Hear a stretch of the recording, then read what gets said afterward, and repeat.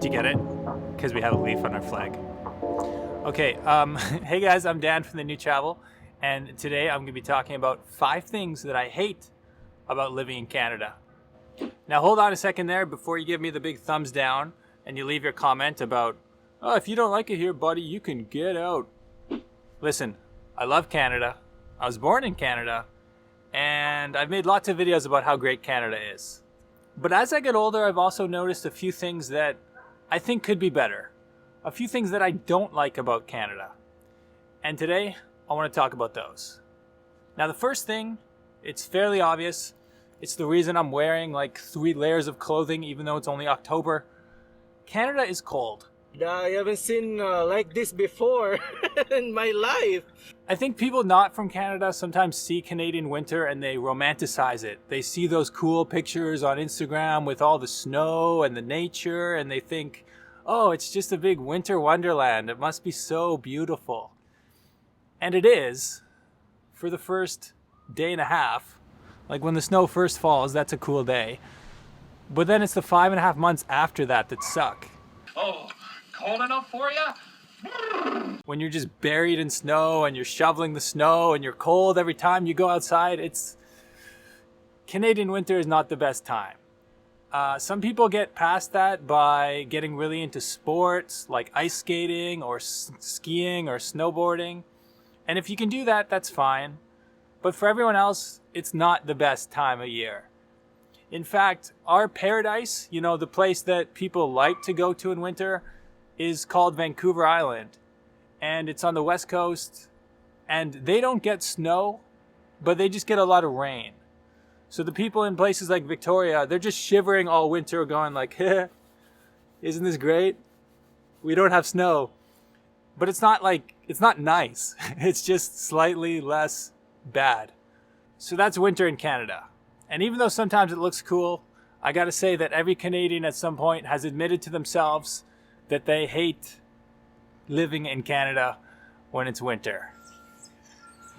But let's move on to point number 2, because to be fair, the weather's not really something that can be changed. Like, I don't think we're gonna wake up one day and just change the weather within Canada. We're kind of stuck with it. But the second thing can be changed and should be changed. And that's the cost of living. And when I say cost of living, I don't just mean the cost of rent in apartments, though they are way too expensive.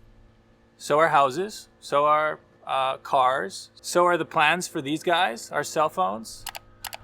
And I know this just sounds like a grumpy guy who's complaining that like life's getting too expensive, but we really do overpay for a lot of stuff. And I've heard that from a lot of immigrants who moved to Canada, and I think it's become normalized. I think we've become used to it, but we shouldn't. Telus, Rogers, I'm looking at you guys.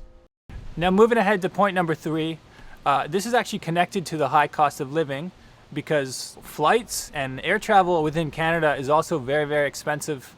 And that has a negative effect, which means that a lot of Canadians don't actually see Canada. I mean, you see your bubble, your region of Canada, but I've met a surprising number of Canadians who haven't traveled through Canada. Most people, I would imagine, most people in Vancouver have never been to Halifax or sometimes even to Toronto. A lot of people in Toronto have never been out to Vancouver. A lot of people in the prairies have never been to, I was going to say northern Canada, but to be fair, like most people haven't been to northern Canada because it's so expensive to get there. We have these bubbles within Canada. We have the prairie bubble. We have the GTA, the Greater Toronto Area, is a bubble. Quebec, where I'm living now, is definitely a bubble. There's all these bubbles within Canada. So if you're thinking to move to Canada, I would definitely do research on where you want to live, because once you get there, unfortunately, it's pretty hard and expensive to get to other parts of the country. And I know we're a big country. I know we have geography as one of the reasons for that. But I think more could be done to make the country more accessible and easier to travel. And the fact that it isn't easy to travel is one of the things that I hate about living in Canada. I mean, even buses, we barely have any bus lines. It's kind of ridiculous.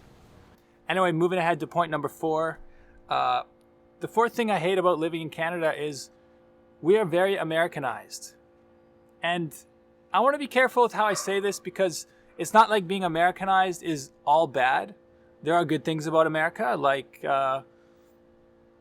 baseball.